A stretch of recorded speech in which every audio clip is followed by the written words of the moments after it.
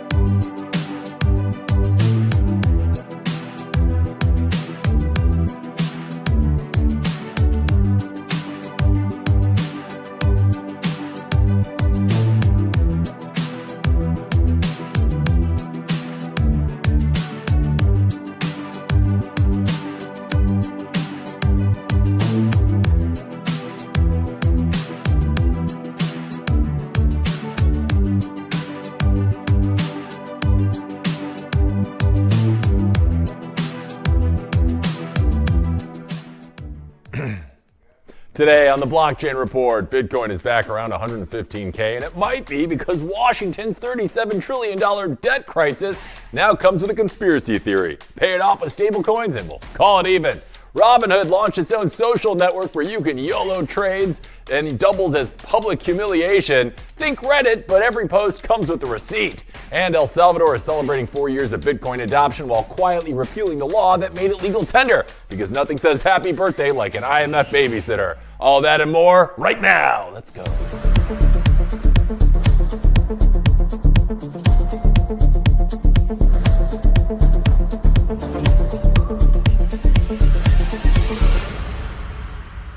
Good morning, my disciples of digital scarcity, and welcome back to another episode of the Blockchain Report. I'm Hank Hudson, coming to you live from San Francisco.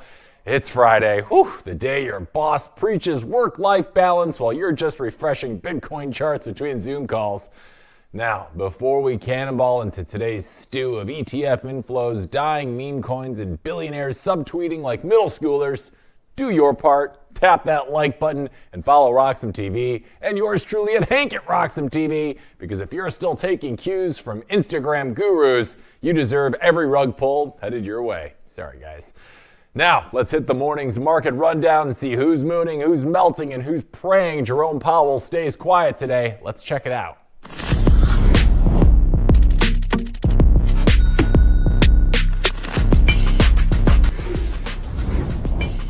All right, this morning is bringing some good tidings in the world of Bitcoin. We are back above that $115,000 mark. We're up about 0.5% in the last 24 hours. And we're going to be joined in just a second by our resident crypto wunderkind and chart shark, Luca Pagano, to break it all down as we head into the weekend. In the rest of the crypto-verse, let's see how things are shaping up this morning. Right now, again, we got Bitcoin at 115.2 now. We're moving in the right direction. Ethereum joining in on the fun, up over 2.5 percentage points in the last 24 hours, currently sitting above 4,500. All-time highs are around that high $4,800 mark, so we might be seeing some new ATHs there soon. And Solana having a bit of a ball this week. It was as low as, I think, 200 around Monday. Currently, we're at around almost 250, so Solana's doing okay. In the world of TradFi right now, we got the Dow Jones down about 0.5% this morning. We have the S&P 5 at around 6,600. The NASDAQ currently sitting above that $22,000 mark. And MicroStrategy, big surprise there. It's having a nice day, up over 2.5%. But so is Bitcoin, so not too surprising. All right, now it's time to check the charts with our main man, Luca Pagano. So hit the stinger and let's roll. Oh, it's beautiful, Hank. This is not financial advice.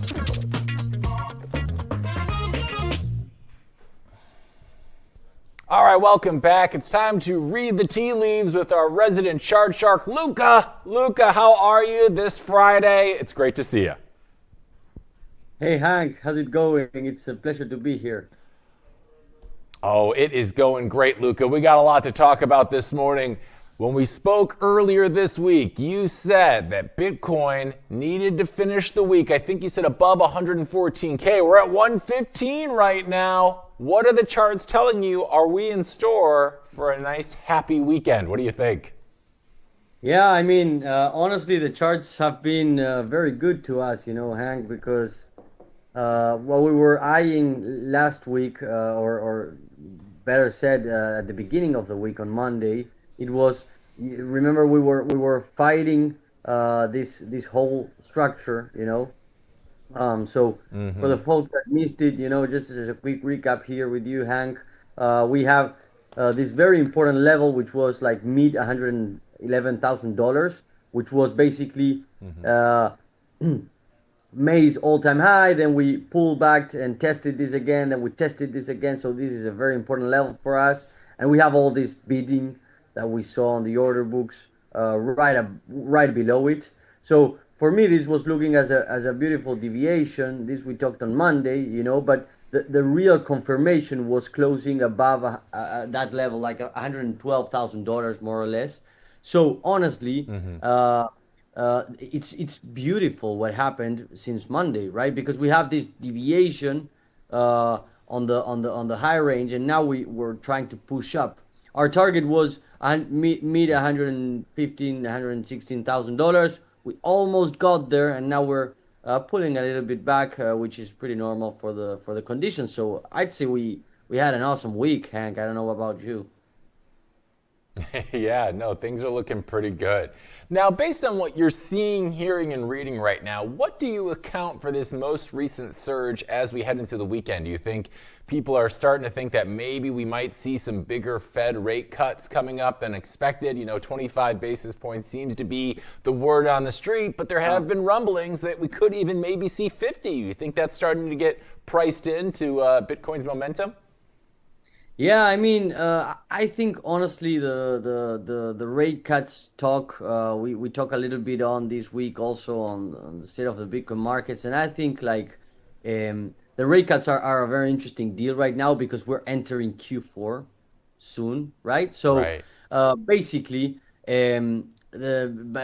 Powell said that he would be looking very close into unemployment, metrics and it's very telling that rate cuts are a high probability right now, and also if you see the markets of like the the money markets, they are very much stacked in with liquidity. There are about $7.3 trillion. So what that means is there's a lot of liquidity to be entering the market if rates cut happen entering into Q4, right? So I think that's a very interesting point to be held account. And I think that honestly, markets are looking great in terms of that assessment. So, as I love to say, Hank, here, like unless market proves us otherwise, which we should always be open-minded in the market. We should have strong opinions, loosely held. But I think if the market until market proves us otherwise, we're looking into north prices, right? It certainly seems that way, and Bitcoin's not the only one having a nice time right now. Ethereum is up around that $4,500, $4,600 level. We saw new all-time highs just barely. It was like a week or two ago. I think it inched near 4,900. What are you seeing from Ethereum? I mean, we've had some price predictions here on the show from others that said they think Ethereum could reach upwards of 7,100 potentially by the end of this year. What are you seeing from the charts as far as ETH goes? Yeah, I mean, Ethereum is having a really nice also this Hank, just like as a comment on in terms of structure. I love to talk about structure. This is a round floor, right? That's what a round floor looks like. Then we have the round tops. These are probably deviations.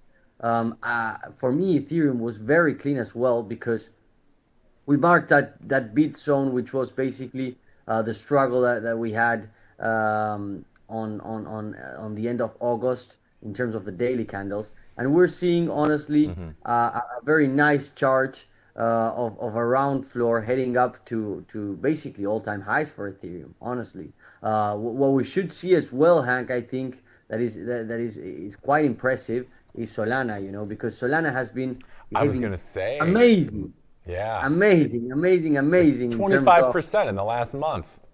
It's honestly beautiful what Solana has done in terms of structure and in terms of pushing. What I've been eyeing very closely actually is Solana against BTC. Let me show you real quick because so basically Solana has this huge rounded floor. If we mark, let's mark real quick for us live here, the what was basically multi-level important. See if I draw this back. This was the more multi-level of Solana, which we ranged, remember, a lot in 2024. We talked about this. So in Solana, as I see it, very quickly, this is, of course, guys, Solana in terms of BTC, right? So basically, it's the question here is whether we should hold BTC or Solana. Of course, guys, this is not financial advice, but we had this huge range, right?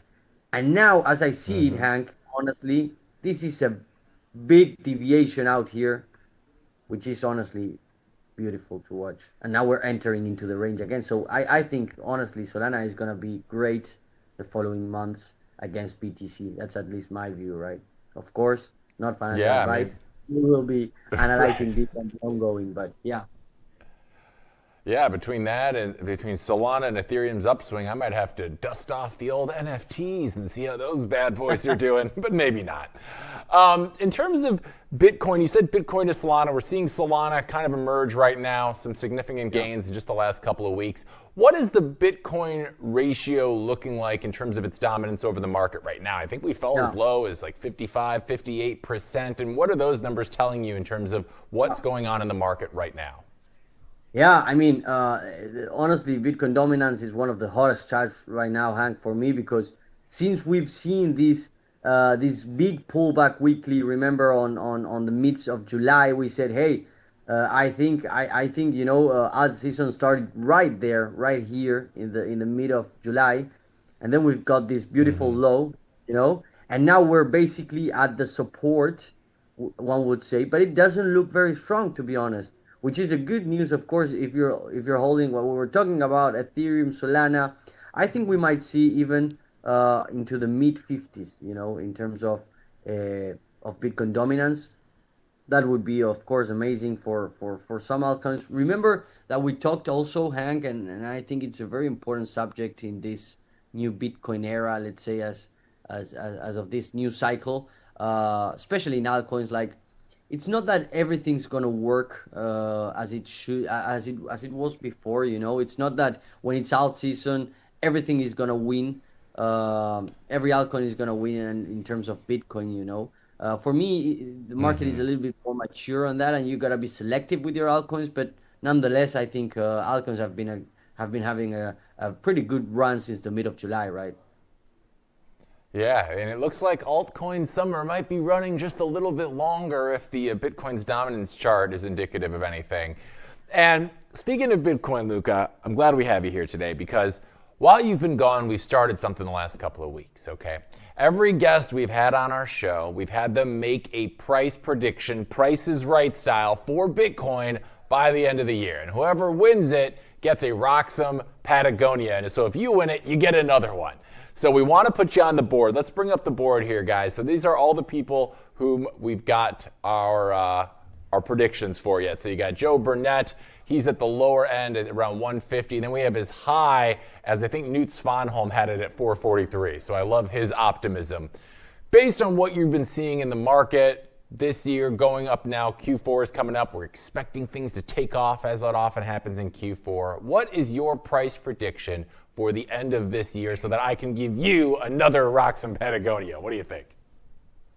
Amazing. I'd love to have one because they are honestly great for the folks out there that are trying to win their own. So, yeah, I mean, honestly, what I expect on the price, Hank, on the dates, it's a bit more challenging, so I will try. Sure. I would expect for us to... I would expect for us to hit the $145,000 mark by the end of the year. 145. All right, we'll put you on the board. Beautiful. So now we got our resident expert. Put me on the board, please.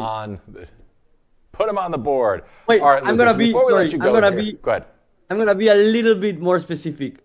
145, Yes. 502. That's my mark. There we go. That's a Price is Right bet if I've ever seen one. I like it.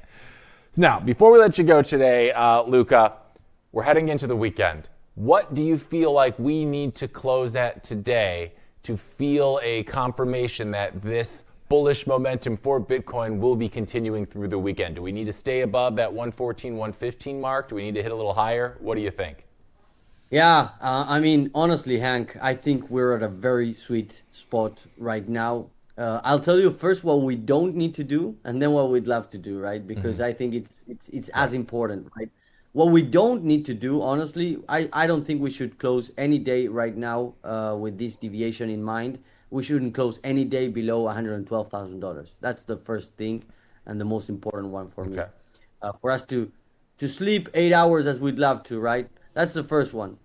Then heading into the weekend, for me, the most bullish of all would be to close above $117,000. That's for me a clear heading into new all-time highs structure. Of course, as you always know, not financial advice, but that's my view at least for the planning into the weekend. Love it. Okay, well, you guys heard it here first. And before we go, Luca, the producers have told me I need to give my prediction too so that I can look like a total knucklehead with, I don't know what I'm talking about. My prediction, guys, for the board, give me, I don't think it's going to be as high as everyone thinks. And I don't think that in a bad way. I think we're just going to see a slow and steady march through the end of this year and next year. I think that's where we're actually going to see our next big all-time high. But I'm thinking the end of this year, 142,500. That's what I think we reach this year. But I think things continue to climb higher after the New Year's. I don't think the real big next all-time high is going to be until probably the first half of next year. But what do I know, right? I just report the news.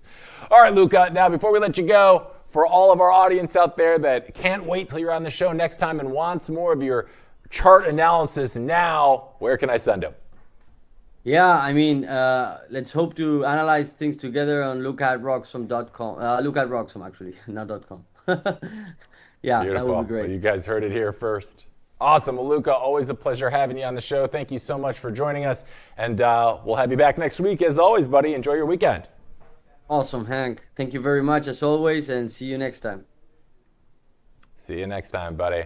All right, we're taking a quick break, but when we're back, this morning's Bull Run, where we cover the top stories of the day, and make sure you stay tuned because later today, we're going to be joined by our special guest, so make sure you don't miss that. All of it coming up here on the Blockchain Report when we return.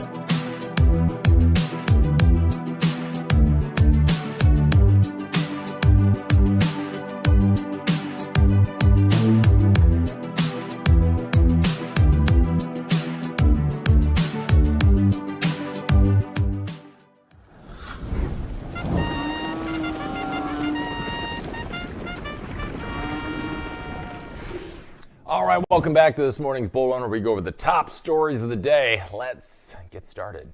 First up, August's Consumer Price Index, or CPI, came in line with market expectations. And in Fedland, in line translates to, we now have permission to slash rates like we meant to all along. The headline CPI rose 2.9% year over year, the highest level since January of 2025. And the core CPI, excluding food and energy, hit 3.1%. Monthly, prices were up 0.4%, beating the 0.2% forecast, which means inflation is elevated but not totally out of control. And apparently that's good enough for Jerome Powell to dust off his rate-cutting scissors. Love those scissors. The labor market, meanwhile, looks like it's collapsing under the weight of its own LinkedIn posts. Unemployment is up to 4.3%, the highest since October of 2021. Jobless claims spiked to 263,000 when economists expected 236,000. That's the highest in more than 4 years. Even worse, the government rewrote recent jobs data like a bad screenplay. June payrolls first reported at 144,000. They were later cut to 14,000 and then revised again to an actual loss of 13,000. Oh, and the annual benchmark revision, well, that chopped another 911,000 jobs out of the past year like they never existed. Benjamin Cohen, co-founder of Into the Cryptoverse, says given this disaster reel, a 50 basis point cut would be reasonable. His logic, the 2-year yield is already 100 basis points below the Fed funds rate, so the Fed is still way too restrictive. Or in other words, the Fed fell asleep at the wheel, missed the signs, and now has to slam the brakes with a bigger cut to make up for lost time. And if they do, a 50 bips cut isn't priced in, which means crypto doesn't just rally, it detonates. Bitcoin already jumped to 114,600 on CPI upon the CPI release. That's a nearly 7% on the week. And Rectember fears didn't stop it because apparently September decided to go bullish instead. The math is actually pretty simple. Inflation is cooling, the labor market is collapsing, and the Fed is cornered. A 50-point cut now is Powell's way of saying, oops, my bad, guys. And for Bitcoin, well, that's jet fuel. Love it. And in other news, the U.S. national debt has ballooned to $37 trillion, and with it, the conspiracy theories have ballooned too. Bitcoin ripped past 124K last month, pushing the entire crypto market to $4 trillion in total market cap. Traders are calling for a $2 million Bitcoin like it's a DoorDash order. Meanwhile, the dollar looks wobbly, gold is pumping, and President Donald Trump is still locked in a WWE-style feud with Jerome Powell. That's when Anton Kobakov, a top advisor to Vladimir Putin, grabbed a mic at the Eastern Economic Forum and accused America of trying to rewrite the rules of gold and crypto to erase its debt. His math goes like this, okay? The U.S. takes its $37 trillion in debt, shoves it into stable coins, devalues it, and says, "Congratulations, world, we're totally square now." This is the kind of idea that sounds crazy until you remember that Trump himself floated it last year, joking on Fox Business by saying, "Maybe we'll pay off our $35 trillion, hand them a little crypto check, right?" And now the Trump administration has gone full embrace. Treasury Secretary Scott Bessent said stablecoins will buttress the dollar's global status, expand access for billions, and surge demand for treasuries. Or in other words, your freedom money is now Treasury bill collateral.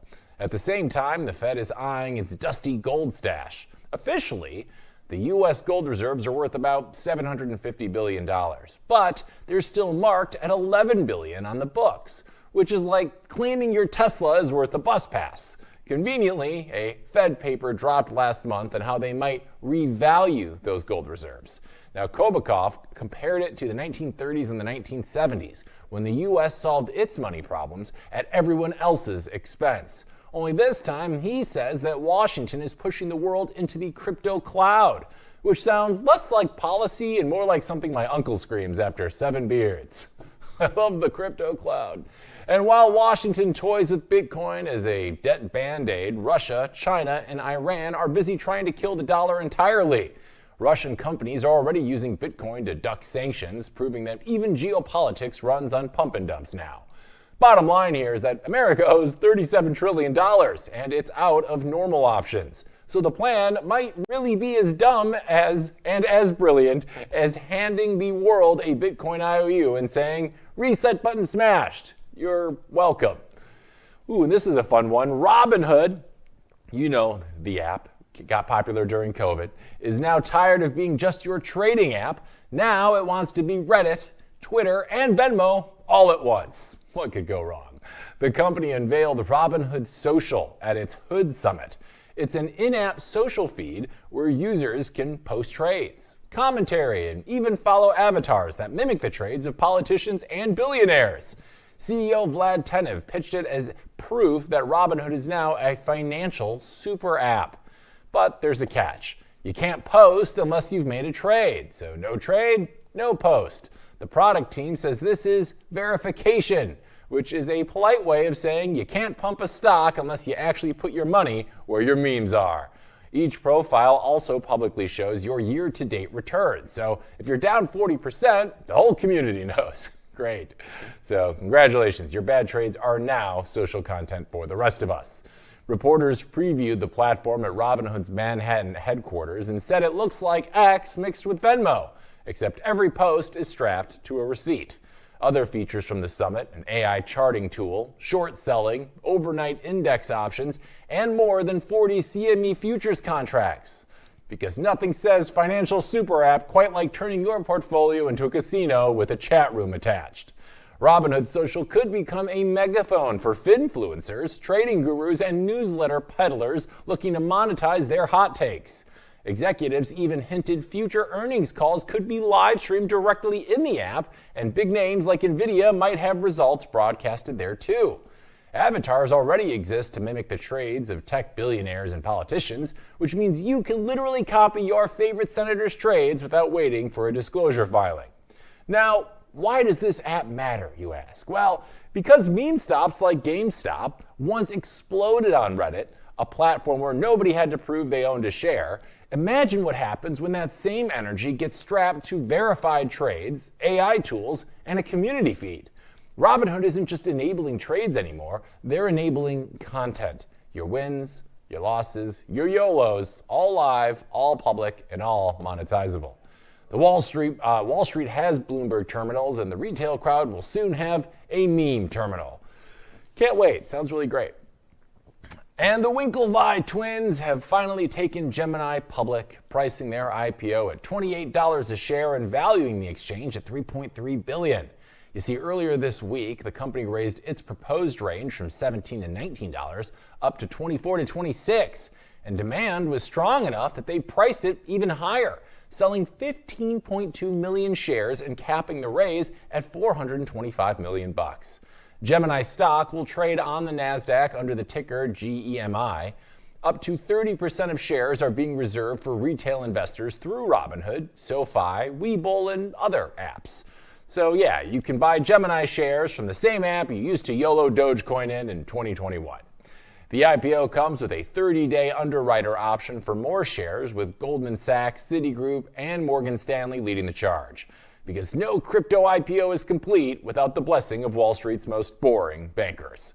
Gemini was founded back in 2014, currently holds $21 billion in assets, and offers side hustles like a crypto-backed credit card. They even rolled out a new card with Ripple last month, signing up over 30,000 customers in August alone, double the prior month's pace. But here's the kicker. Gemini has been bleeding money. It posted a $159 million loss in 2024, and in just the first half of 2025, it lost $283 million. The IPO is basically a please ignore the red ink and look at our shiny NASDAQ ticker. Still, it isn't all bad. NASDAQ itself invested $50 million into Gemini this week, betting on its custodial services and trade management system. That's real institutional confidence, or at least expensive charity, depending on how you want to look at it. Initial trading will test how much appetite is left for crypto IPOs, as Circle and Bullish had strong listings, but with Bitcoin and Ether consolidating.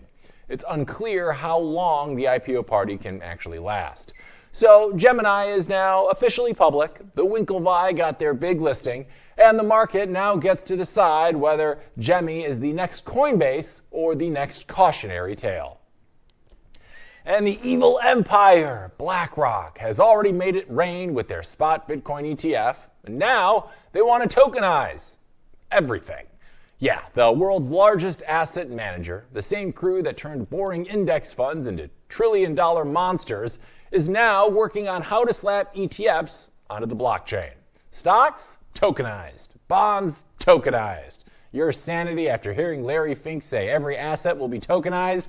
Also tokenized. Here's the pitch. ETFs on-chain could trade 24/7, which means no more waiting for Wall Street to wake up at 9:30 like it's your hungover roommate. Americans could trade abroad more easily, and those ETFs could even be used as collateral in crypto networks, because nothing says financial innovation quite like pledging your S&P 500 shares to ape into dog coins.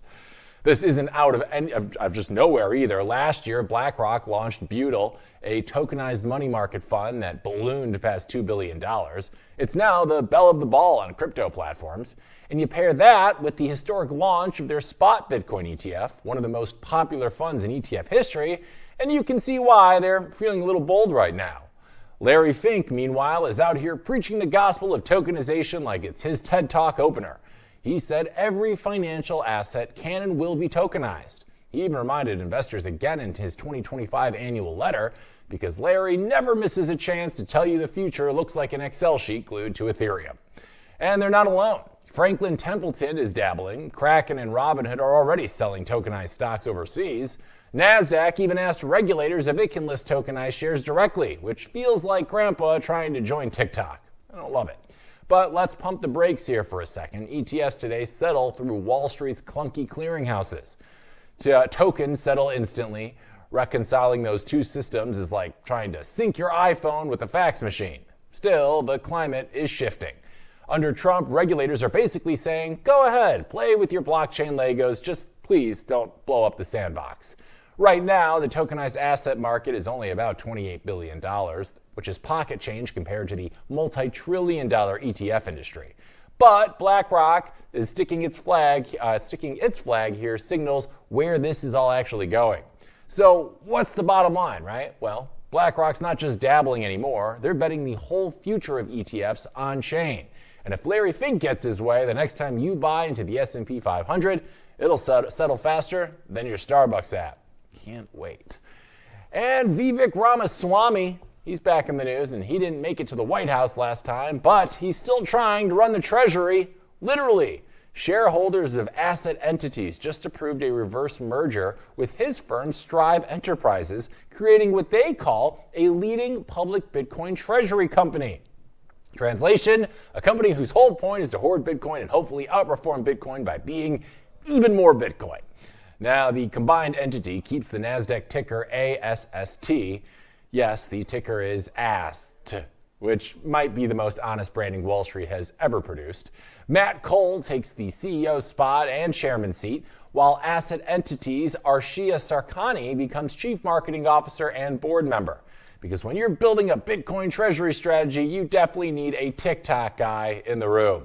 The financial firepower here? A $750 million private placement with warrants that could unlock another $750 million.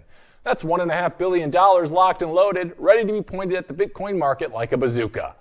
Cole bragged about the deal structure. Reverse merger, zero debt profile, and a $750 million pipe, which he says makes them uniquely positioned, which is corporate speak for please buy our stock. We pinky promise that we're different.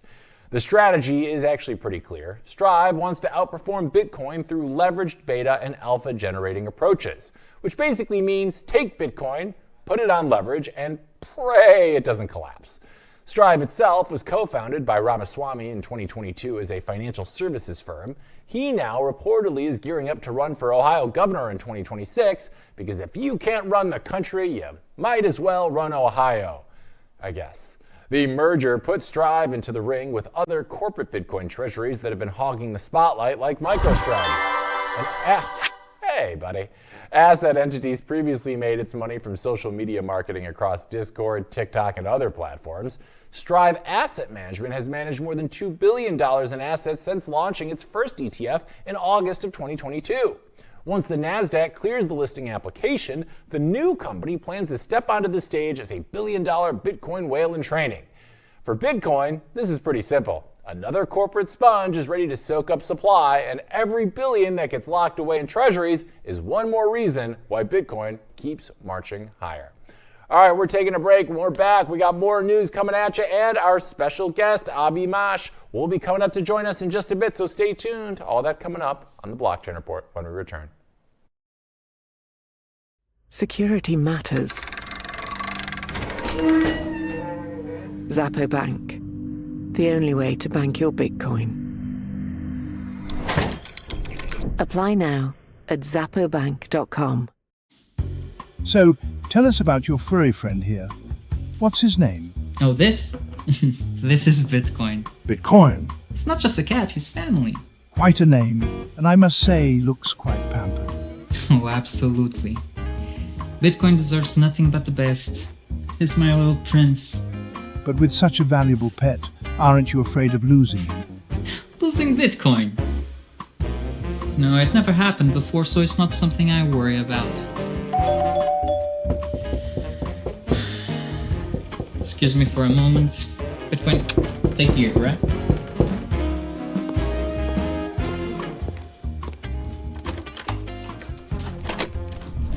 Bitcoin, no! Bitcoin, come on, little buddy, Bitcoin, I need you. Don't go.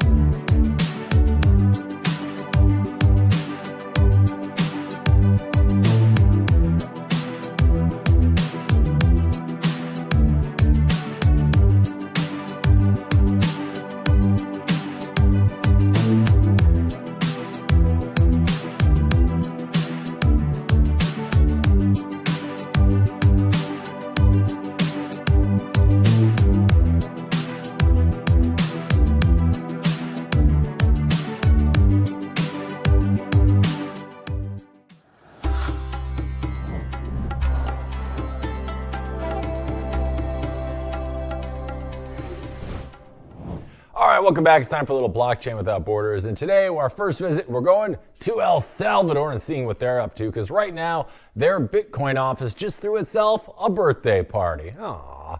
Marking the 4th anniversary of Bitcoin Day, that magical day in September back in 2021 when the country shocked the world by making Bitcoin legal tender. Naturally, the press release came with plenty of bragging rights. They flexed nearly 6,300 Bitcoin in the strategic reserves, currently valued at a tidy $702 million. They pointed to a brand new banking law that now allows Bitcoin investment banks to operate for so-called sophisticated investors. They bragged that the 80,000 public servants are now certified in Bitcoin, which means half the bureaucracy can explain sats to you while the other half just still continues to ignore your paperwork. And of course, they highlighted shiny new public education programs in both Bitcoin and artificial intelligence, because nothing says national development quite like mixing blockchains with robots. But beneath all the balloons and hashtags is a slightly messier reality here. You see, back in January of this year, El Salvador's legislature quietly repealed the very Bitcoin legal tender law it had built its reputation on. Why? Well, a $1.4 billion loan deal with the IMF. Or in other words, if you want a bailout, you trade in your laser eyes for a pair of corrective lenses. As part of that deal, the government agreed to stop buying Bitcoin with public funds. Support for the Chivo wallet, once the flagship tool of the Bitcoin rollout, was scaled back after the people of El Salvador collectively shrugged and went back to using dollars. And in July of this year, the IMF published a report confirming that the government hasn't bought a single new coin since signing the loan deal in December of 2024. The receipts were clear. The report even included a letter of intent signed by Central Bank President Douglas Pablo Rodriguez Fuentes and Finance Minister Gerson Rogelio Posada Molina, explicitly stating that El Salvador's Bitcoin balance hasn't changed. The IMF basically put in writing, the experiment is on a leash. The result is a weird split screen. On one hand, El Salvador will always be the first country to make Bitcoin legal tender. They still hold a national reserve worth hundreds of millions of dollars. They have laws on the books supporting Bitcoin investment banks. They have 80,000 public servants who can now casually name drop Lightning in break rooms. But on the other hand, they scaled back adoption under the IMF's pressure. They haven't bought new Bitcoin in nearly a year, and their flagship wallet flopped like a bad meme coin launch. And their policy ambitions were clipped before the confetti even settled. So here we are, 4 years in, El Salvador proved a nation state can adopt Bitcoin, but thanks to the IMF, they also proved a nation state can be forced to dial it back. A bold precedent tempered by global financial politics. For Bitcoin, the symbolism is still enormous though, but for El Salvador, the revolution is looking less like hyper-Bitcoinization and more like happy anniversary. Please enjoy this IMF babysitting package. So there you go. Let's see what's going on in China. Let's bring their flag up there. Kind of scares me, a lot of red going on. Made me think we were getting taken over by some hacker group or something. But back in China, 2 technicians in Hong Kong thought they'd crack the code to free Bitcoin mining. Forget cheap hydro, forget subsidized power in Kazakhstan. These guys went with stealing electricity from care homes for the disabled. Great. Yeah, care homes for the disabled. Because nothing says Satoshi's vision quite like jacking kilowatts from the most vulnerable people on the planet. Here's how it all unraveled. Staff at the Shamshui Po facility noticed that the internet was slowing down harder than a Solana outage. They also spotted utility bills suddenly spiking up by up to $1,153. That's when the IT unit found unauthorized equipment stashed in the office ceiling. Turns out our crypto masterminds had installed 8 total rigs, 5 humming away in Shamshui Po, 3 more buzzing above a care home in Kwun Tong, all neatly tucked into suspended ceilings like some kind of ASIC Easter egg hunt. And the best part of this, they exploited a facility's upgrade in August to wire the machines straight into the home's power and internet, which means while workers were improving care, these guys were improving their hash rate. Inspector Ning Sixwing from the Technology and Financial Crime Squad explained the whole mess, saying, the first report came back on September 4th, and by September 5th, the police arrested the suspects aged 32 and 33 in Mong Kok and Shamshui Po. The charge to these guys is, well, abstracting electricity.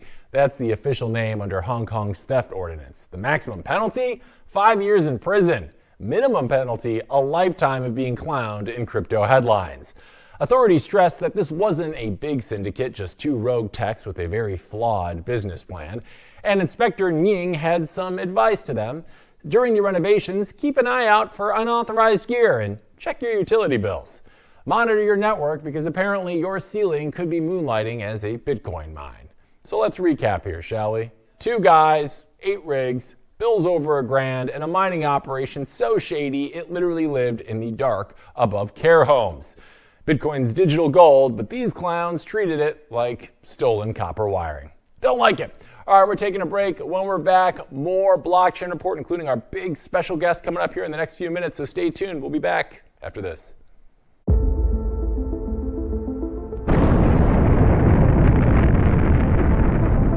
In a world far away. Nah, just kidding. This story begins in this world. It all started in 1460 in Antwerp, when the first commodities exchange was created, but the real transformation came in 1602, when the Amsterdam Stock Exchange was founded. Considered the oldest in the world, it was the first to trade financial assets. Over the years, Britain expanded its colonial and maritime influence, and the British pound sterling overtook the Dutch guilder in the market. Thus, the London Stock Exchange became the financial centre of the world. The 20th century came, and the world got into some trouble. But shortly after World War II, the Bretton Woods Agreement established the dollar as the world's primary reserve currency, and the centre of the planet moved to Wall Street. Today, we're travelling at the speed of light towards a new age, an era shaped by the consolidation of Bitcoin as the currency that will define the future of the markets. We present Roxom, a new Bitcoin-denominated market that allows trading all sorts of securities, commodities, derivatives, options, and anything you can imagine. Roxom, rock-solid markets.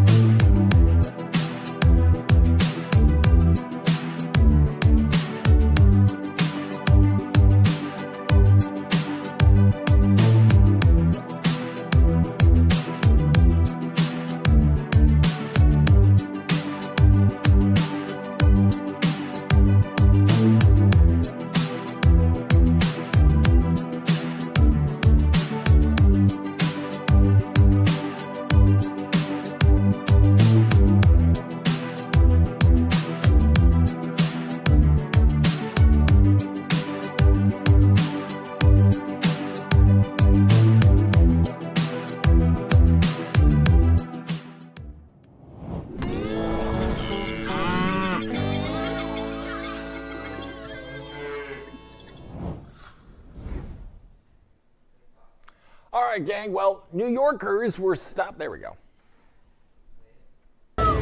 Hey, do a kickflip. Look at your dunks, bro. Shut your bitch ass!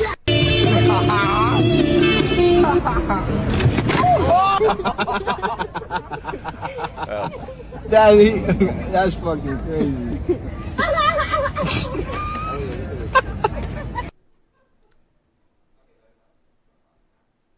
Well, this next story might be my new favorite thing, maybe ever, as New Yorkers were stopped in their tracks when a humanoid robot called Rizbot strolled down the street in a cowboy hat. The robot's name was literally printed across its chest, as if the hat wasn't enough of a giveaway. And Rizbot was flanked by a human security guard because apparently even robots need celebrity protection now. The whole spectacle was caught on TikTok and immediately went viral. Rizbot walked, stared directly at pedestrians, gave them middle fingers, and blasted sound bites ripped straight from TikTok edits, meme laughs, one-liners, and audio clips that every chronically online person instantly recognized. Commentators were losing it. One wrote, "This would send me straight into psychosis." Another said the weirdest part wasn't the cowboy hat or the meme voice, it was the fact that the robot had its own bodyguard shadowing it like a press tour celeb. And this isn't the robot's first rodeo either. You see, earlier this year in Austin, Texas, the same Unitree G1 humanoid was spotted wandering downtown under the alias Jake the Cowboy Robot. Back then, it was shaking hands with strangers and generally creeping people out. The Unitree G1 itself, it isn't exactly cheap. Depending on upgrades, it can cost anywhere from $15 to $50K. The model was trained at the University of Texas, Austin, where researchers literally taught it how to dance. So whether it's called Jake in Austin or Rizbot in New York, the shtick is the same. Walk around in cowboy cosplay, pump out memes, and soak up attention. And attention it got. Phones were everywhere. TikTok was flooded. People were hysterical, confused, and very much filming. The takeaway is that robots are going viral in public spaces, not in labs. They're becoming meme machines with legs, and Rizbot has mastered the formula. Cowboy hat, meme voice, bodyguard, instant virality. Victor, I want to bring you in for this one. Oh. What are your thoughts on Rizbot? He might be my favorite thing of 2025 personally. If people in our audience haven't checked him out yet, go search Rizbot. He's all over the TikToks and the Instagrams. He's just running around talking to people. If Rizbot came up and started chatting with you, Victor, are you here for that, or do you just find him a AI annoyance? I'm here for it. I think it'd be fun. Me too. I mean, having a little conversation with this AI robot. I already do, right, with ChatGPT and Grok and whatnot. But this will give it a face. Right. It does. I was a little disappointed to learn though yesterday. So I initially thought Rizbot was completely autonomous. I thought he was just, we had gotten this far where he was going out and making these like insults and whatever thing by himself. I saw him actually call one guy a poor man's Pete Davidson. That was pretty great. But apparently there's the creator of this is behind the scenes nearby with like a remote control and buttons, and he's actually the one instituting all of these reactions and movements that you're seeing with people. And if you haven't seen them, they are pretty wild. Does that give you comfort that we're not at that place with the robots yet, Victor? Or are you a little disappointed like me that this guy isn't just doing this on his own? I'm a little disappointed, but you know what this reminds me of? Like Disneyland. I feel like they've been doing this for years when they bring out like certain animatronics. Yeah. And they just have a voiceover. Yeah. Okay. So yeah. Now that you say it like that, it's not really like, I don't know, new. Right. I guess not. But it's in public spaces. I don't have to pay Right. $200 for a day pass at Disneyland. Right. But you don't think no one's like after him? It's just like out by itself, like someone behind the scenes. Well, yeah. Well, there's like a guy I think like in a van nearby who's doing all because some of his like commentary is a little too on point, and like you can see him switch dialects depending on who he's talking to, like of different cultures and whatnot too. He'll kind of mesh with it's pretty wild. And actually the very fact that it is a human almost makes me think that like I'm surprised people haven't been like, he's a racist robot or something, because he'll definitely do some things that are very much correlated with certain cultures specifically.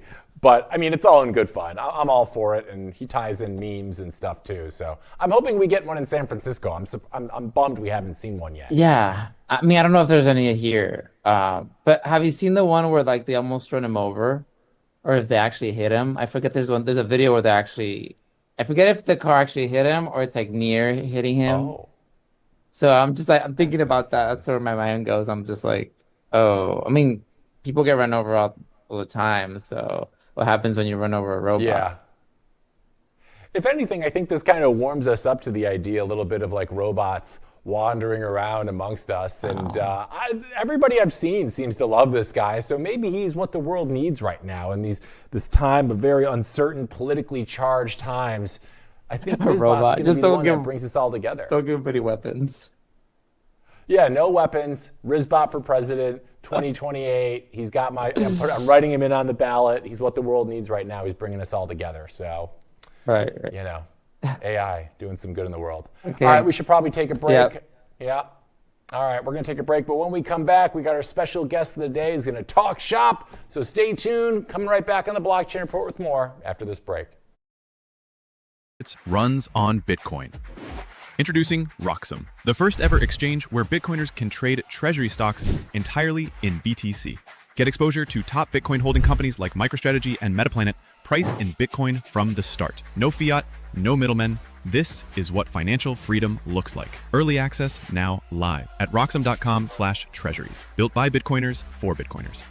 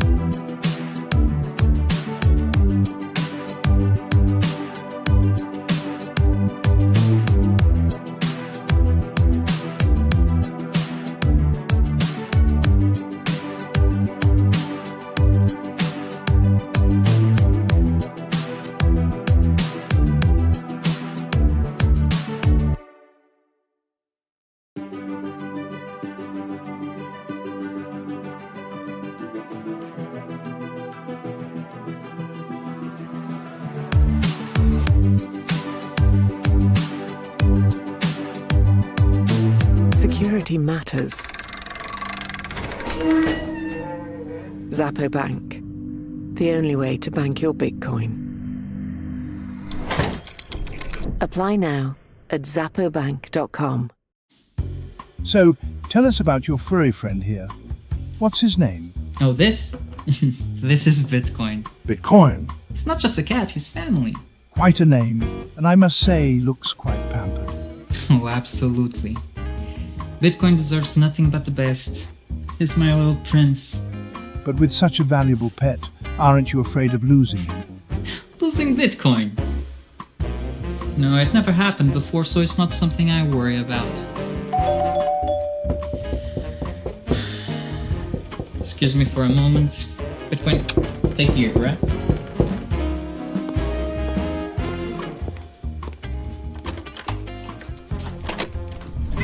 Bitcoin, no! Bitcoin, come on, little buddy, Bitcoin, I need you. Don't go.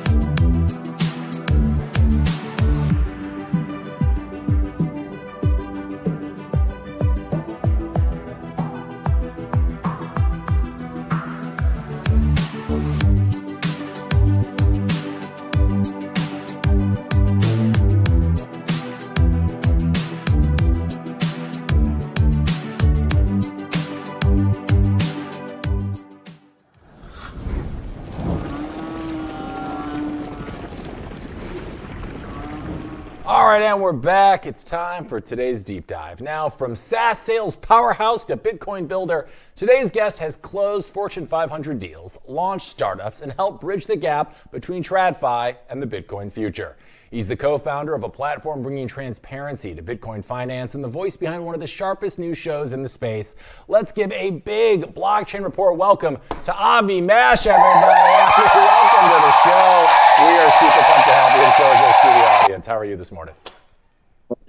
That is good. Good way to kick off Friday here with you in this afternoon.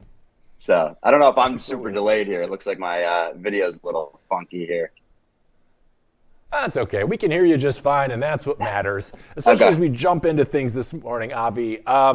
Could you really quick just give us and your audience a quick snapshot? Who are you? What are you building with 21 Rates and the Bitcoin Economy podcast? And how did you find your way into the Bitcoin space in the first place?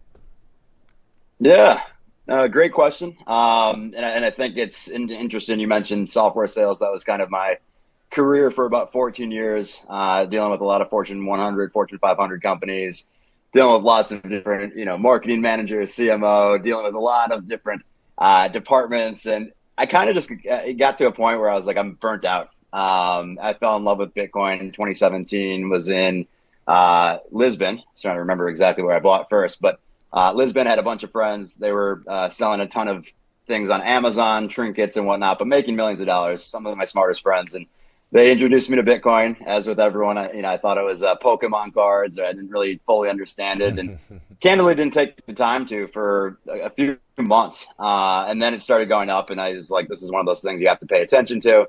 Had the opportunity to go work at a custodian. So professionally, basically, if you're not familiar with custodians, they're more or less like a bank. Obviously, legally, they're different. But in terms of, for folks, if you have outside listeners outside of the space, that might be helpful. But so we did that professionally. It was Prime Trust. Feel free to look up what happened there. They no longer exist, and got to this point where we were doing some consulting.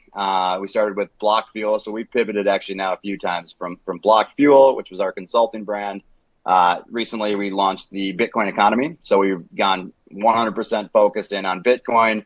What we saw happening, and this was after we went to a Michael Saylor conference, was just seeing treasury companies, which I know we're going to get into in just a second here, but as well as lending. There's different credit cards, right? There's debit cards. There's all of these different pieces that we see in TradFi today now coming over to the Bitcoin economy. And so what we've done now is make a podcast around that, and then we have 21 Rates. I know you had Jody, who is my co-host and co-founder for 21 Rates, but that is an introduction. If you're, Bitcoin maxi, you've been in the space forever, great place for you to go and check the different rates out. And then if you're new to Bitcoin, we also have, things like what is Bitcoin 101, right? And so almost like the nerd wallet, I'd say, for Bitcoin products. Amazing. Well, education in this space is always needed as this adoption continues to thrive. So we're super pumped, and we're going to talk more about that in just a bit. But right now, I want to go over this story, and then you and I are going to chat about it in regards to corporate treasuries. So hang 10, and we'll be back with you in just a sec. Sound good?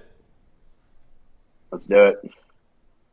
All right. So here comes the corporate gold rush, only instead of pickaxes, it's MBAs with Bloomberg terminals. At today's current pace, more than 10,000 public companies could hoard over 8 million Bitcoin by 2030, which, when you do the finger maths, tells you that nearly 40% of the supply will be held by corporate holders. Today, less than 1% of companies are in on Bitcoin, but if adoption keeps accelerating, corporate America will be halfway through the cake before retail even lights the candles. Analyst Crypto King says this could trigger a supply shock. Picture Black Friday at Walmart, but instead of flat screens, everyone's trampling each other for Satoshis. And the timing, perfectly chaotic. India, yes, the same country that once tried banning Bitcoin like it was a shady DVD bootleg, is now weighing a state-backed Bitcoin reserve. Meanwhile, Glassnode data shows illiquid supply is at record highs. Or in other words, coins are disappearing into cold storage, institutional vaults, and hardware wallets that haven't been touched since Obama was in office. Now, unlike exchange balances, those coins aren't coming back, which means every new buyer has to fight over what's left. Bitcoin is sitting around 115K currently, with supply vanishing and corporations gobbling up millions of coins. We're staring at a squeeze. Too many buyers and not enough Bitcoin to go around. That's how melt-ups happen. That's how six-figure Bitcoin happens. And that's how your kids one day ask why you didn't refinance the house in 2025. We're bringing Avi back. Avi, analysts say over 10,000 companies could end up holding million Bitcoin by 2030. That would be nearly 40% of the supply. Is that bullish for adoption, or is that dangerous centralization? What do you think? Yeah, I think it is a good question. I think it's something that people will answer quickly and say it's very bullish for the space. It does go back to, who you are as a Bitcoiner, in terms of having everything decentralized. Strategy now owns 630,000, I believe, plus Bitcoin. They're buying rapidly, as you mentioned. Metaplanet, 21. There's over, I think, 117 different companies today. And as you mentioned, it's just going to be coming more and more. And so my question, I think, to pose to your audience is, as an investor, right, maybe this is the top 5 to 10 end up winning and coming away with it. But every company now, it's very interesting. I always say now Bitcoin is your new employee, right? They're the ones that are producing the income year on year. And so it is fascinating when you hear Saylor. I'm excited actually to go to Tim Kotzman's conference here in New York. They're going to be putting that one on with a lot of treasury companies. So hope to hear from a lot of these guys. And we've had the opportunity to speak with a lot of them too on the Bitcoin Economy podcast. But yeah, going back to your question, I think it's got to be bullish, right? As you mentioned, they're holding. They're not coming in to buy.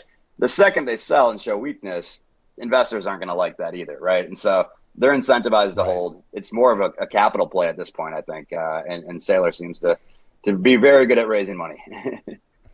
Yeah, he's the best at it, that's for sure. And yeah, it's definitely bullish if you already own Bitcoin, but then it does beg the question, right? If corporate treasurers become the dominant buyers, do you think retail investors who aren't already in the game risk being completely priced out? Or will there be like new tools that are leveling the playing field as we, move forward? What do you think? Yeah, I actually spoke with I think it was the CEO of Hive that I was speaking with, who mentioned they kind of switch this narrative to Satoshis, right? Because I agree. If you go and tell your friend to go buy something $120,000 that they don't really know much about, that's a little uninviting to a lot of the newcomers, right? And so speaking in Satoshis, I don't know if that's even the right format. That's 100,000 basically, equates to close to $100, right? And so that feels like crazy inflation. So I don't know if I have the right answer, but it feels like there should be something slightly in between. And the beauty of Bitcoin is you don't need to necessarily own a whole Bitcoin, right? When Bitcoin's $13 million, like Saylor predicts, you're doing fine if you have 0.1%, or 0.1 Satoshis there. So.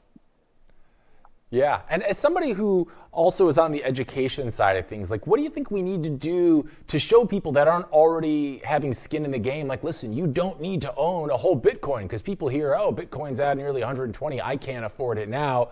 What can we be doing differently to show people that you don't need a whole one, you just need some?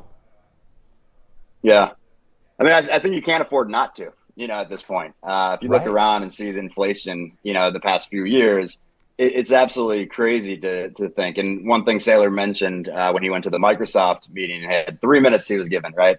But he said, look around, like every year you're basically losing 7% of this cash, right? And as companies start to realize that, and it's 21 against infinity, right? So a lot of people say that or see this meme on Twitter, but it's true, right? There's only 21 million. If you factor, Satoshi's million, there's 20 million, right? And so you're fighting over a finite, amount of Bitcoin ultimately. And so to your point, I think that it is something that you just got to get in, start stacking. Even if it's $50 for my daughter, I put $50 a weekend, right?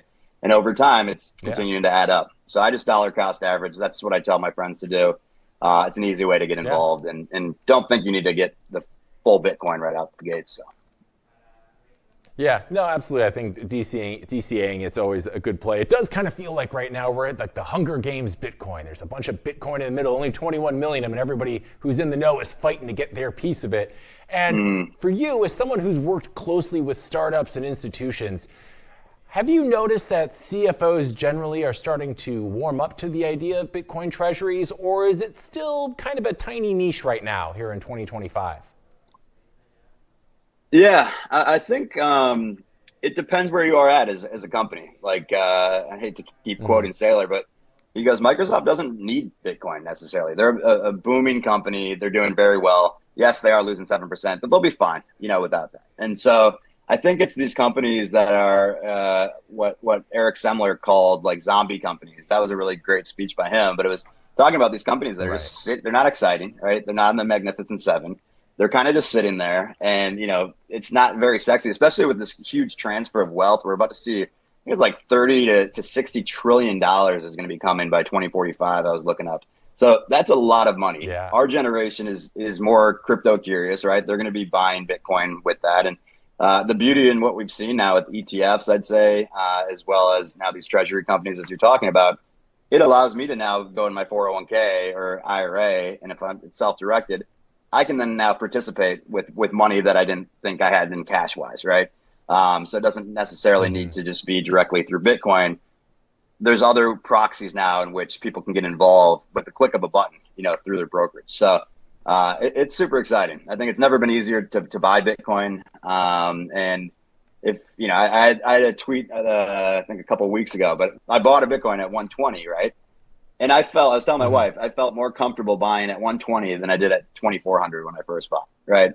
And that's because at 2,400, it could have gone to zero. Now, not financial advice, but it feels with the president, this administration, the amount of institutions that are getting involved, it's a different playing field now, and it's here. So, yeah, between the regulatory and institutional tailwinds we've been seeing, it's easier than ever to have a lot more conviction in terms of where Bitcoin is headed, even though it's at a price that's higher than ever. So yeah, I'm totally on board with you on that one. And I think it's time we jump into your deep dive, Avi. So let's run the stinger, guys.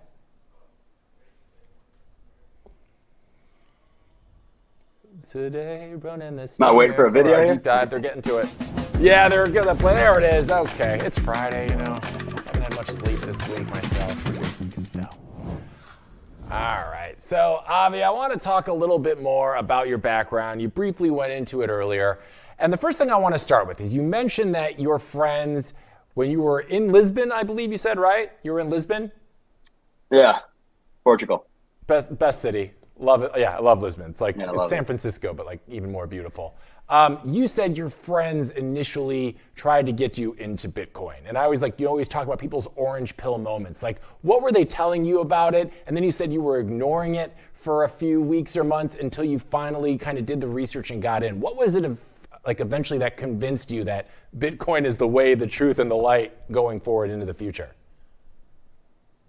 Yeah. Yeah, it's fun to hear people's orange pill stories. Again, I had some friends that were very entrepreneurial, started trading Amazon, going to China, buying wine decanters, selling those on Amazon, and making millions of dollars at it. And so I had some very, very early friends and everything, right? And they were kind of folks that I wanted to pay attention to. Then they started talking about Bitcoin, and I was like, what the F is this? This made no sense to me.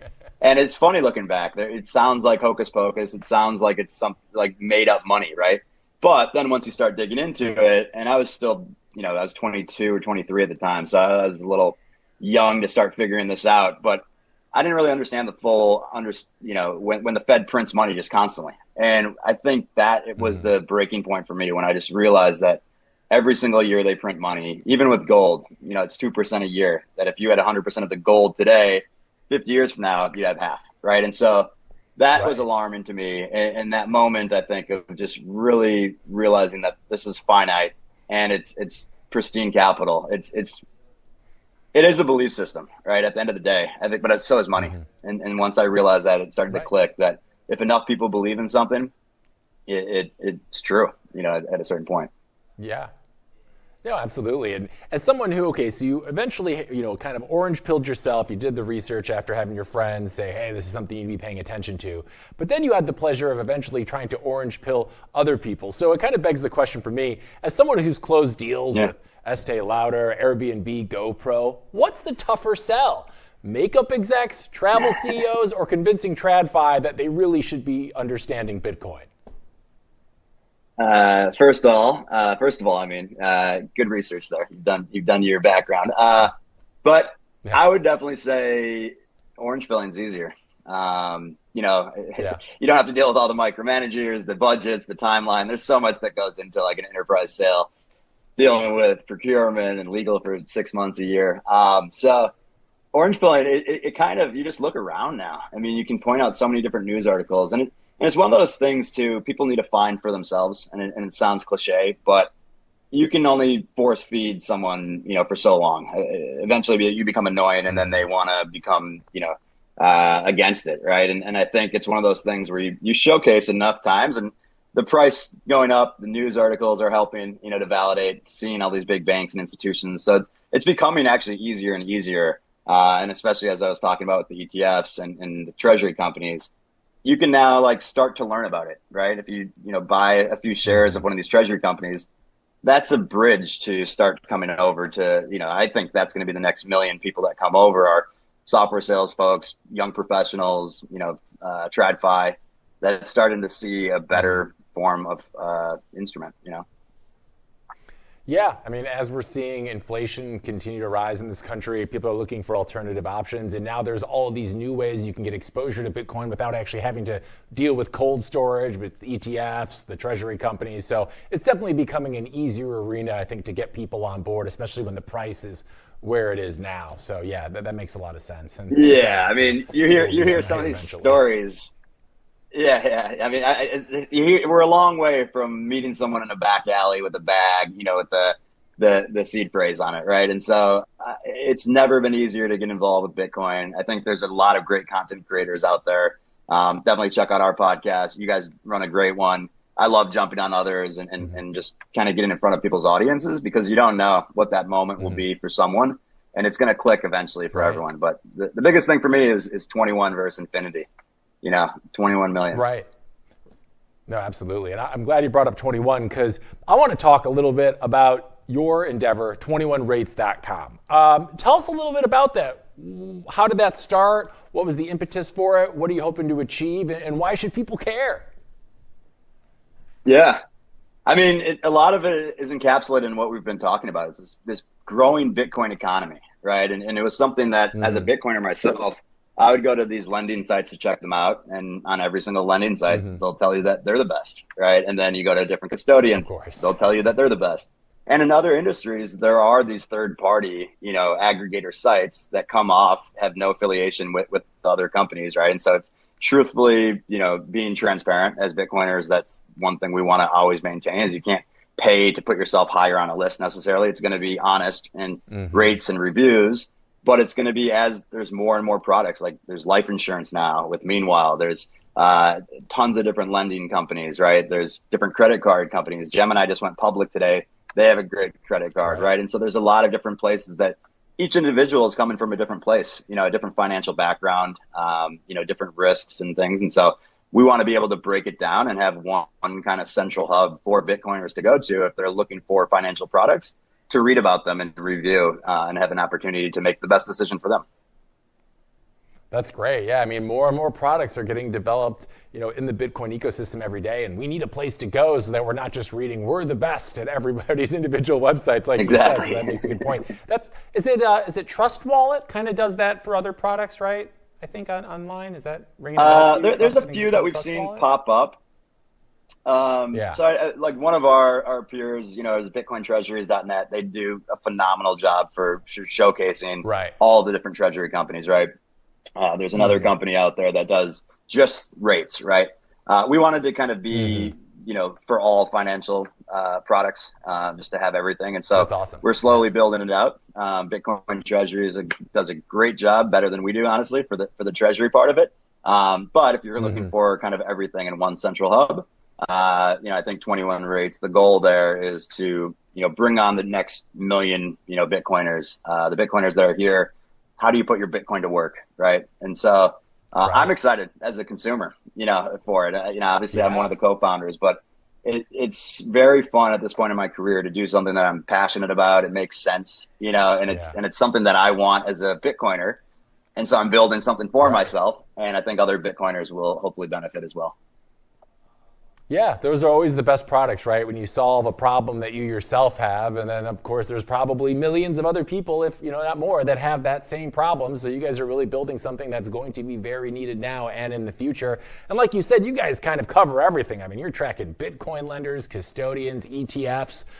In your time developing 21 rates, what's the wildest thing you've seen while digging into these companies aside from the fact that everyone claims that they're the best? Is there anything that you've seen that's just kind of giving you pause as you're digging through these people? It's a lot of homework for us, right? You can't just go to ChatGPT and have them tell you what to write about them. You got to make sure. And so we fortunately have the podcast, and we were able to connect with a lot of CEOs directly. They'll connect us with their product team.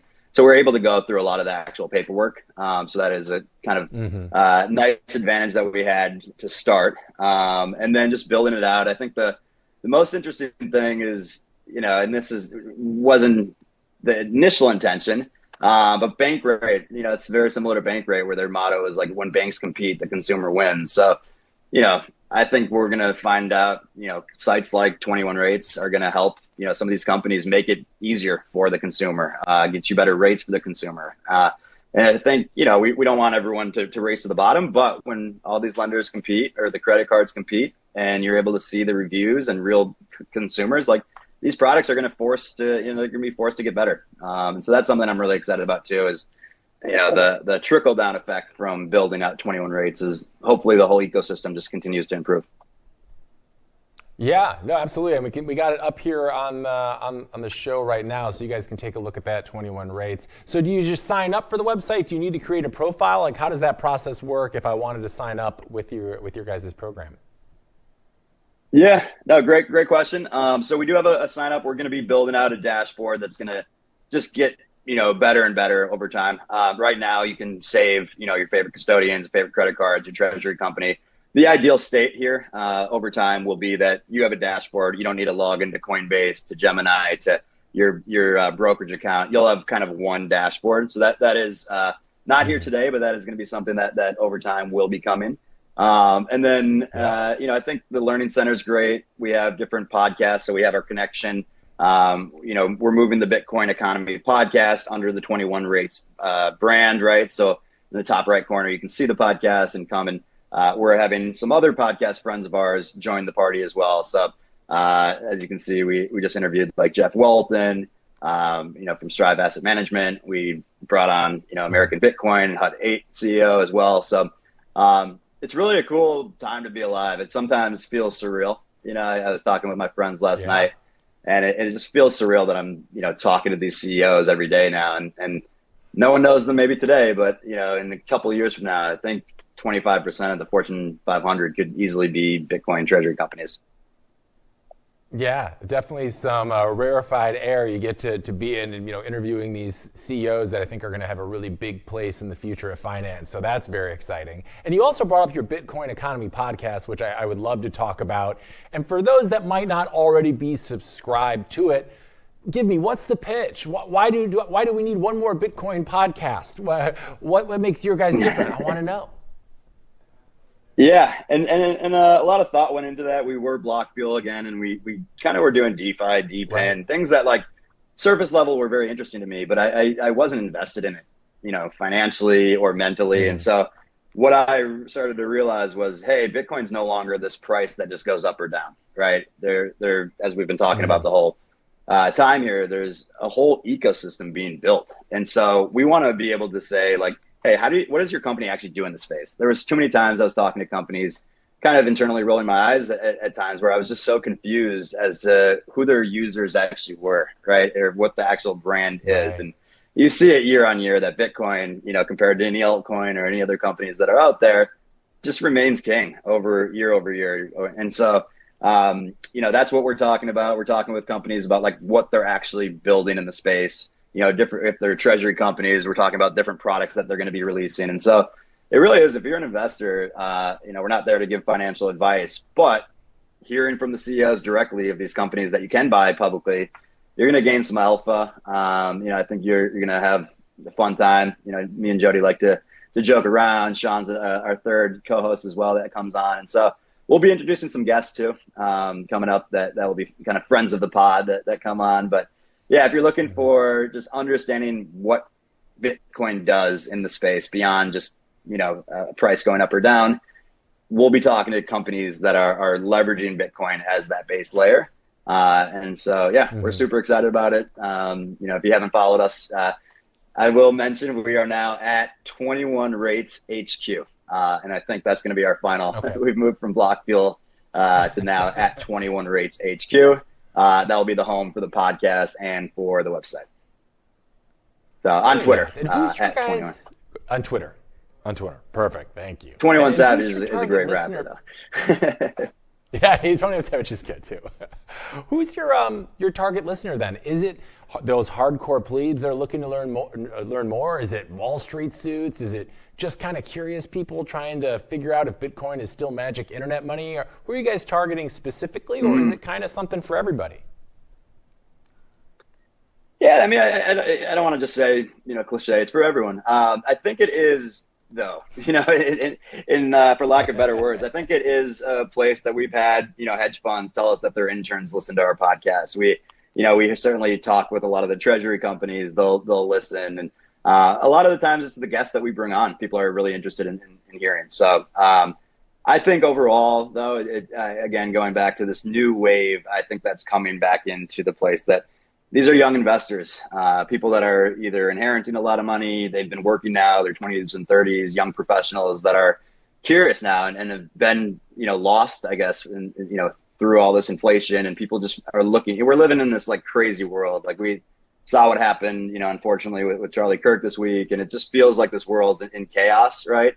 But if you take a step outside, touch grass, as we say, ultimately, I think the people that are listening just want to have a good time, want to learn about the space, and want to get some alpha from a lot of the CEOs that are out there. So. Yeah, I mean, all good things. There's nothing better than being entertained and educated at the same time. That seems like a win-win to me. And you mentioned you've really appreciated the fact you're getting to kind of talk to all of these amazing CEOs and leaders of tomorrow. Since you've been doing the podcast, has there been one guest or maybe an episode where it kind of made you think, okay, this is becoming much bigger than just a podcast now? Was there a certain guest maybe that made you feel that way? Now you're going to make me pick favorites here. I think early on. You love them honestly, all, I'm sure. That's a great question.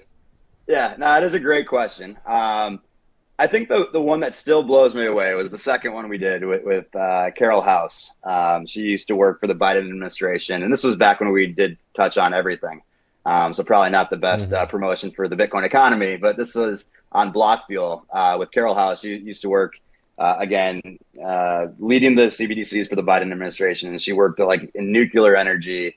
It was just fascinating to hear how brilliant this woman was, and how much Americans are not aware of, of what's anyone, of what's going on behind the scenes, and all the thought. But it was really powerful because I think a lot of Bitcoiners and people in the space are very, very against CBDCs, and so I gave her some challenging questions, what people say about them, and she actually gave me very, very thoughtful answers, and I was really encouraging to hear that there are people, in Congress and in the back rooms that do know what they're talking about, and they have a lot of thought that goes behind these processes. So, yeah, but they're all great. It's always of course, it's always interesting just to kind of hear about from the host perspective of what guests really made a big impact on them. And on the other side of the coin, let's say there's people in our audience right now that are like, hey, this podcast sounds really interesting.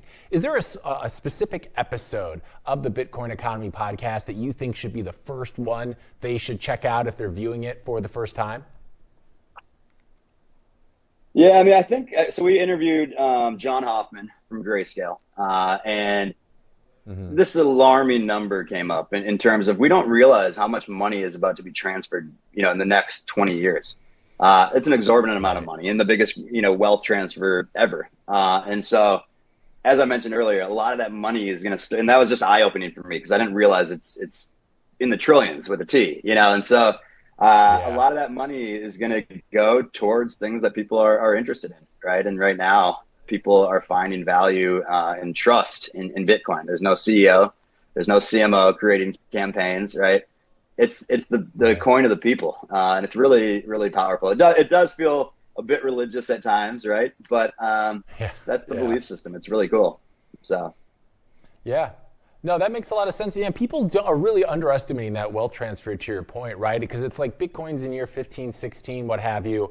And about 20 years from now, whatever it is, right? You now have these 35-year-olds that are inheriting money from their family and have always known Bitcoin as being this thing. And, who only knows what Bitcoin's price will be by then. And, it's just there will be a familiarity with it that our generation and our parents' generation didn't have the same way growing up. It's become a new thing for us, right? And we've had to wrap our head around that. So it's going to be massive, and I think it's a hard thing to undersell. So I think that makes sense. That's an episode people should go check out. So make sure you do that if you haven't already, fam.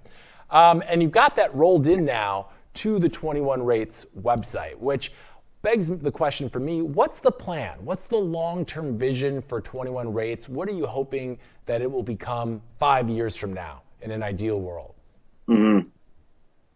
I'd love for it to be the homepage for Bitcoiners, right? A place where it's not necessarily going to be breaking news. I don't know if we'll ever go that route. But we're going to have very thoughtful and intelligent thought leaders that are coming in the space from companies that we ultimately like on the podcast side, right? But I think we're just going to get better data feeds. We're going to have closer connections. We're building new products out. As I mentioned, the dashboard is going to get a lot better where it could be your homepage, just very much like you log into Gmail as your first thing you do every morning. For Bitcoiners, your next tab could be 21 Rates, right? And so being able to get the price of Bitcoin at any time, go through the treasury companies, but being able to have like one centralized dashboard, I think that's the ultimate homepage for Bitcoiners. And we want to hear from feedback. Like right now, I'm seeing the number of Bitcoin. There's a little bug in there that I have to move that dollar sign around, right? So we want to hear from you guys. Honestly, we want this site to be a site of the people, truly. So if you guys have feedback, my email is avi@21rates.com. We want to hear from you. We'll answer everyone, right? And so you guys have suggestions, we'll put it on the roadmap and take a look at it. Honestly, it's an adventure with all of us, included, and we want to build the homepage for Bitcoiners with Bitcoiners in mind. So that's how I'd wrap that up. I love that. Yeah, it's a site for the people covering the money that was made for the people. Sounds like a match. Exactly. If there ever was one. I love that. Exactly. Well, we got you. I want to one go last over thing, a couple actually. of yeah, please. Yeah. I was just going to say one last thing we're taking a look at is this concept of like learning to earn, right? And so we want people as they're learning, it may not be a lot, but we're going to work with sponsors that want to sponsor certain sections of Learn to Earn, right? So the sponsors will cover the cost, but as you're learning, you'll be able to like acquire Satoshis, right? And so that's not live today, that's cool. But that is something that we put on the roadmap that we're super excited about, because it's like, there's no better way to orange pill someone than to give them Bitcoin. And now they're like, okay, what do I do with this, right? And so that's where a lot of the journey begins for people. So yeah.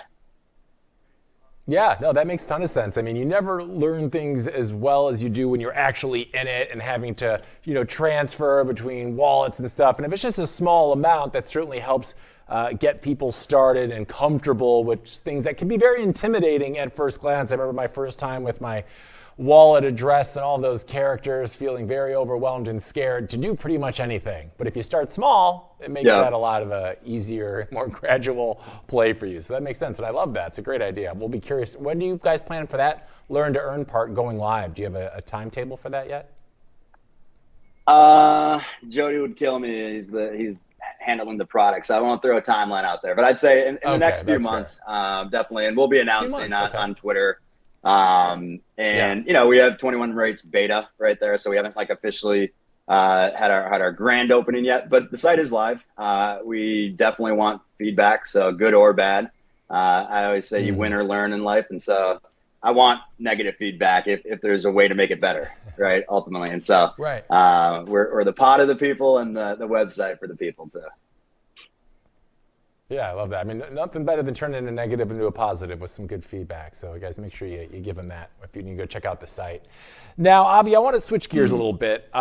This has been an interesting Bitcoin cycle. We've got a lot of new narratives going on this year that we haven't had in years past, and I would love to get your 2 cents on a couple of them. To start, Bitcoin ETFs.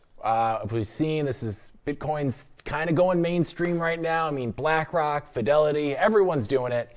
Do you feel like these ETFs are helping Bitcoin adoption, or is it maybe just turning it into another Wall Street product for the fat cats out there? What do you think? I mean, this is definitely a topic that is debated. I think it's inevitable. Yeah. I mean, it's there's no rules stopping someone from buying Bitcoin, and so that's just the reality. Right. And I do think, as I was talking about before, is that the treasury companies and these ETFs, they allow you a proxy basically to get in front of Bitcoin with a click of a button from your brokers. So I like it. I think it's ultimately bringing more attention, more interest into the space.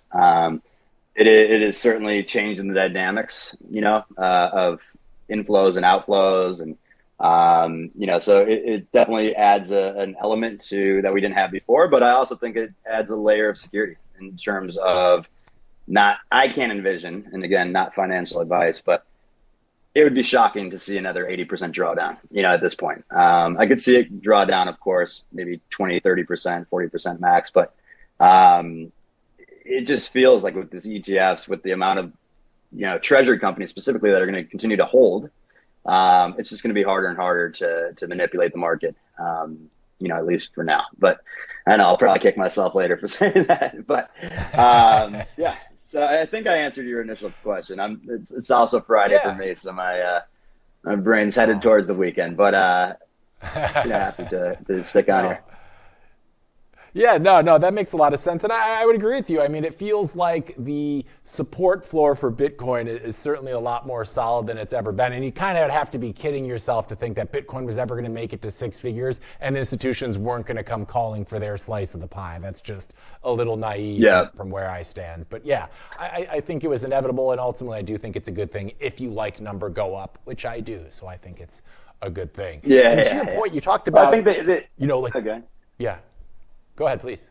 I think we have a gap here. I was saying that, that you want to separate the treasury companies from the ETFs. ETFs make money either direction, right? And so they don't care. Right. They'll spin up an ETF for anything if they see a market for it. But the treasury companies are really unique. But definitely do your own due diligence on some of these companies. I've seen like coffee companies buy a quarter of a Bitcoin, call themselves a treasury company. So you got to be careful and make sure you know what you're buying, but that goes with any investment, equities or Bitcoin products. Yeah, and with these institutional inflows that we've been seeing, it's been begging this new question that's been on a lot of people's minds, and it's, will these having 4-year cycles be the same as they were in the past, or are we kind of entering a new phase of Bitcoin where maybe it's just kind of slow and steady up and to the right in a way that we haven't seen before? What's your take on that? Are the 4-year cycles still in play, or is history now about to be a little bit different as we move forward to the future?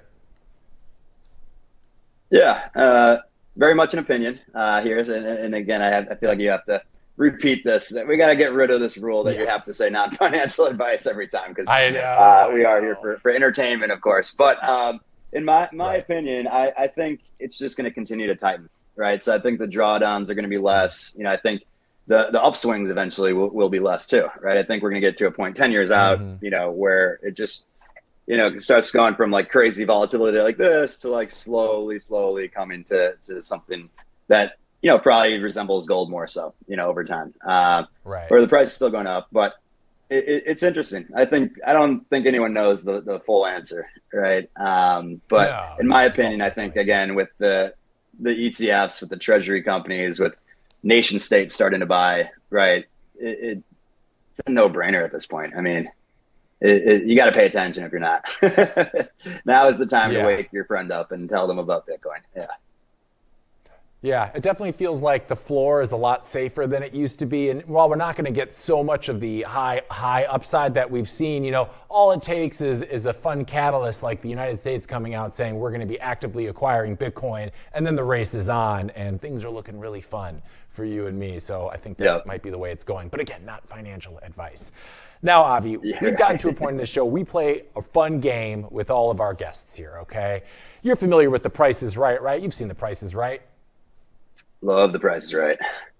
Love The Price is Right. Big so fan. We kind of have our own little version of that. Oh, yeah, I was on it once. It was fun. It wasn't during the Bob Barker days, though. Yeah, it was a good time. I could tell anyone to get on it. If you want to know how to get on it, I can tell anybody how to get on it. But here's the game. So we asked all of our guests what their Bitcoin price prediction is by the end of 2025. And whoever gets closest, we're sending a Roxom Patagonia to at the end of the year. So guys, if we could bring up our leaderboard right now, and you'll see some of the names that we have up on here, I'm sure you'll recognize. We actually had Tim Kotzman, who I think you said you spoke to earlier this week. We had him on Monday. He gave us his juicy prediction of 327, I think it says.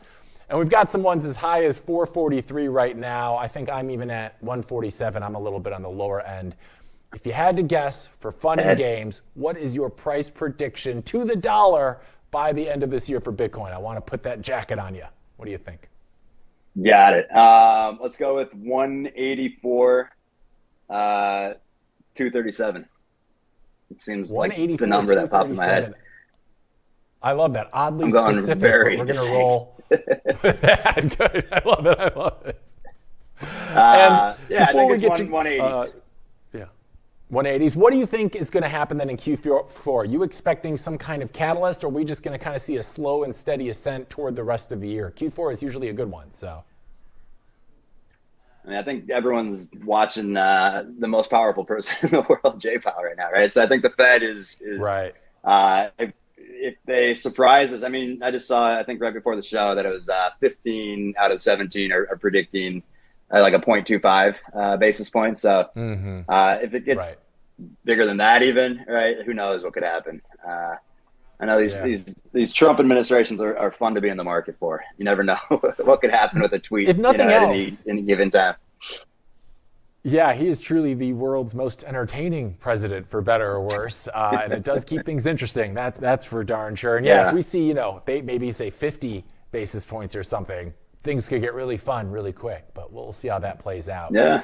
Avi, our time is running a little short here today. But before we let you go, one more time for our audience who's looking to learn more about you, to look more about 21 Rates, about your podcast, please, one more time, give us the best place we could send them so they can check it out.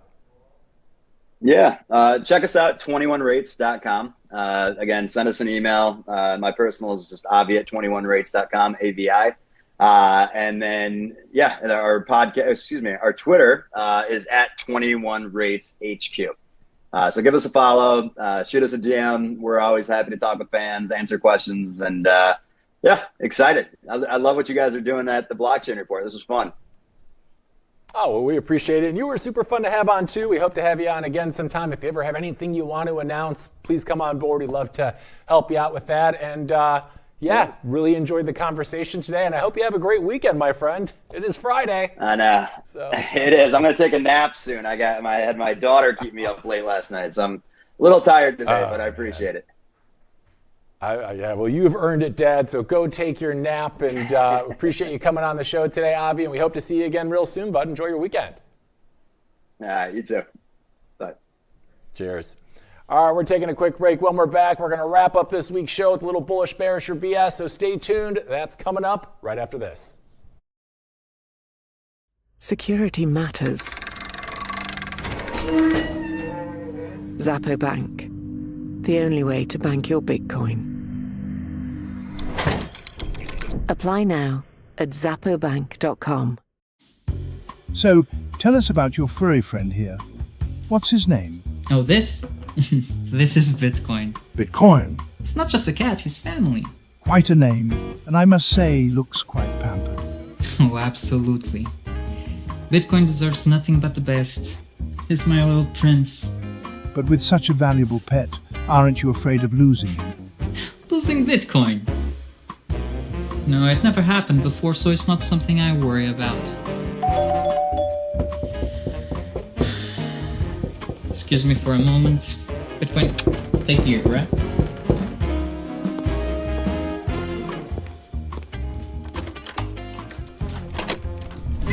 Bitcoin, no! Bitcoin, come on, little buddy. Bitcoin, I need you. Don't go.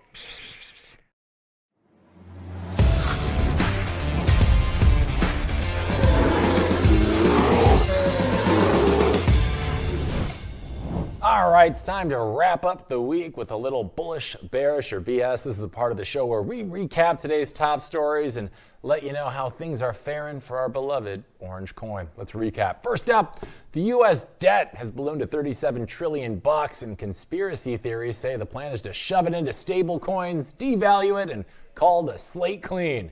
Even Trump's team is openly talking about stablecoins and gold revaluation as tools to reset the system. Ooh, I'm calling bullish on this. Why? Well, when Washington floats paying off debt with crypto mechanics, it makes Bitcoin's role as a hard, unprintable asset that much clearer. It shows global confidence in the dollar is a little shaky right now, which historically is rocket fuel for Bitcoin's long-term price. So if the U.S. is considering crypto band-aids, Bitcoin's looking like the cure, baby. I'm bullish. Next up, we got Robinhood unveiled Robinhood Social, an in-app feed where your trades become content, your bad returns are public, and finfluencers get a new megaphone. Think Reddit plus Venmo, but with receipts strapped to every post. Ooh, I actually like this idea. I think this was a smart play for Robinhood, but I'm calling BS in terms of its effect on Bitcoin.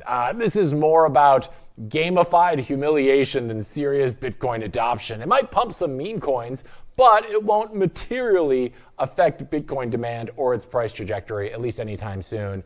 So it's noise for retail traders, not signal for Bitcoin. So I am calling BS on that one. And our last recap, El Salvador threw a birthday party for Bitcoin Day, bragging about reserves, laws, and education programs. But under IMF pressure, they repealed their legal tender law and haven't brought new Bitcoin in nearly a year. Ooh, gotta call bearish on this one, right? I mean, symbolically, El Salvador remains a milestone, but scaling back adoption under IMF oversight undercuts the nation-state domino effect. That dampens near-term excitement, even if their holdings remain strong and intact. So, great party, bad optics. IMF leash keeps this bearish short-term, so I'm bearish on that one. So, today's final scoreboard looks a little something like this. We got one bullish, one bearish, one BS, which means today's diagnosis is just a lot of bull. I mean, it's a mix of a perfect storm of contradictions, right? On one side, America is $37 trillion in debt and is basically screaming, Bitcoin fixes this. But on the other side, El Salvador just showed the IMF can yank the leash on Bitcoin nation states. Stuck in the middle, Robinhood's turning your bad trades into social content that nobody asked for yet. So the net effect of this is the Bitcoin narrative remains bullish long term, but in the short term, the noise, politics, and IMF pressure make today feel like a big steaming pile of BS. Yeah, there it is. Get it out of here. Well, gang, that is a wrap of another week of the Blockchain Report. I think we're at like 150 shows or something right now. So as always, thank you so much for tuning in each and every morning. Again, on Mondays, we are here at 10 a.m., ending at 12 p.m. Pacific time on Mondays only. The rest of the week, Tuesday through Friday, you can find us same time, different time, same place, 8 a.m. to 10 a.m. Pacific time, of course, on RoxomTV. So thanks for tuning in. And if you haven't already, it's Friday. Do me a solid. I'm tired. I've been up since 4. Our whole team gets up at 4 every morning just to put this on for you. So do us a tiny favor and just smash that like button and subscribe and follow RoxomTV and yours truly at Hank at RoxomTV on all platforms that you choose to waste your time on. I know I'm on a couple of them. And until then, we will see you all next week for more crypto chaos and blockchain bedlam right here on the Blockchain Report. Thanks for tuning in, and I will see you all on Monday.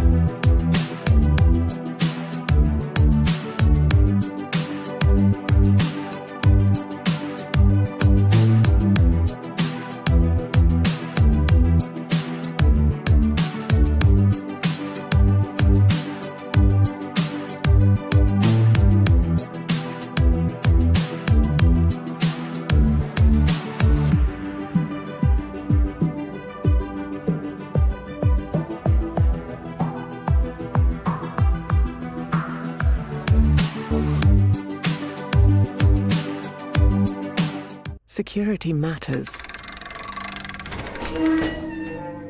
Zappo Bank, the only way to bank your Bitcoin. Apply now at zappobank.com. So, tell us about your furry friend here. What's his name? Oh, this? This is Bitcoin. Bitcoin. It's not just a cat, he's family. Quite a name, and I must say, looks quite pampered. Oh, absolutely. Bitcoin deserves nothing but the best. He's my little prince. But with such a valuable pet, aren't you afraid of losing him? Losing Bitcoin? No, it never happened before, so it's not something I worry about. Excuse me for a moment. Bitcoin, stay here, right?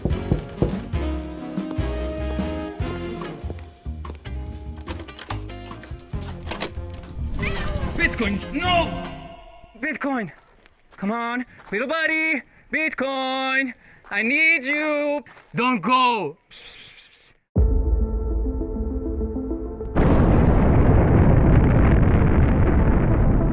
In a world far away. Nah, just kidding.